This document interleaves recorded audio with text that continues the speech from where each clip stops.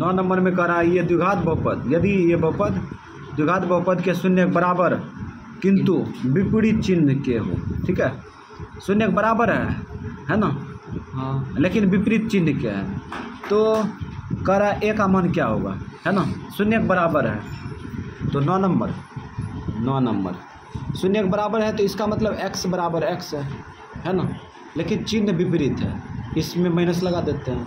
अब इसको मान लो अल्फ़ा और इसको मान लो बीटा, है ना।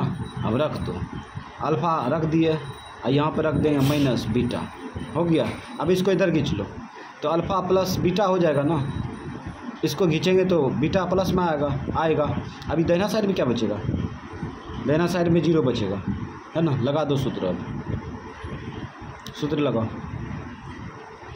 माइनस बी बाय ए बराबर 0, है ना।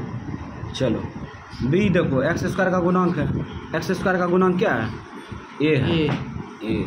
ए रख दो, माइनस सूत्र का ए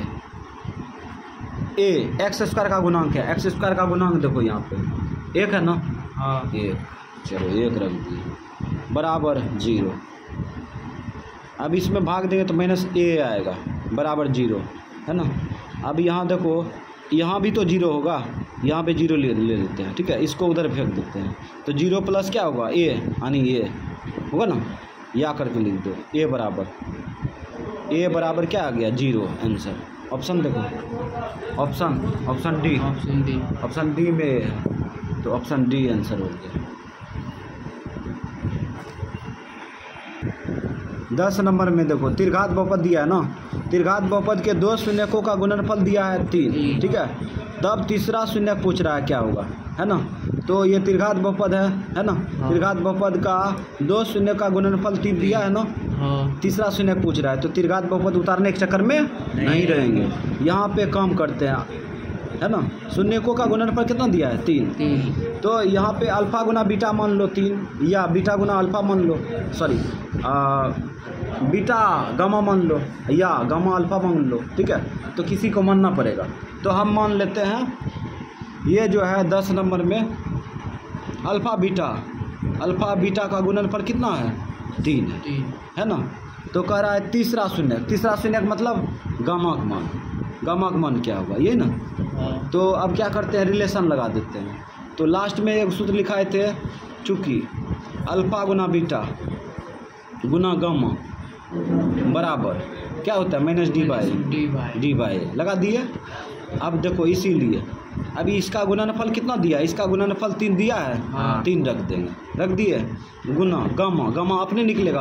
एक रेत पूछ रहा था तीसरा शून्य, अब माइनस सूत्र का डी का मान देखो, डी का मान देखो यही नहीं होगा -27 अचर पद। हाँ। -27 रख दिए, ये गिराएगा ना। हाँ। घेर देते हैं। और यहाँ पे देखो ए एक्स क्यू का गुणांक है, एक्स क्यू का गुणांक क्या है 3 है। 3 रख दिए, 3 से 3 काटो, 3 से इसको काटो, 3 27, 3 का 3। अभी भी गुणा उल्टा भाग हुआ तो ये कटेगा, काटो 3 का 3 और 3 तिया 9। तो यहाँ पे गामा गुना 1 करेंगे तो क्या होगा गामा। अब यहाँ देखो माइनस गुना माइनस प्लस 3 आ गया आंसर। तीसरा शून्य का आ गया कितना 3। तो ऑप्शन क्या मैच किया, सी। ऑप्शन सी मैच किया। हाँ।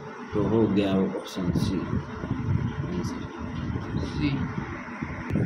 11 नंबर में देखो कहता है किसी बहुपद पी एक्स का एक शून्य कितना दिया है 3 दिया है, तो पी एक्स का एक गुणनखंड कौन है ना। तो यहाँ पे पी एक्स बहुपद क्या है न है ये नहीं दिया है, तो इसको ऐसे लिख सकते हैं पी एक्स बहुपद बराबर डिब्बा, है ना।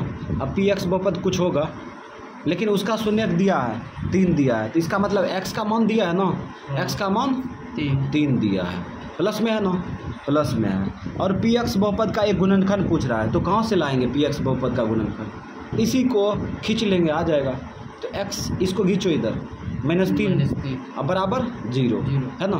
अब क्या करेंगे या करके लिखेंगे x -3 0 और बराबर भूल जाएंगे, यही हो गया आंसर, यही गुणनखंड। ठीक, ऑप्शन बी नंबर आंसर।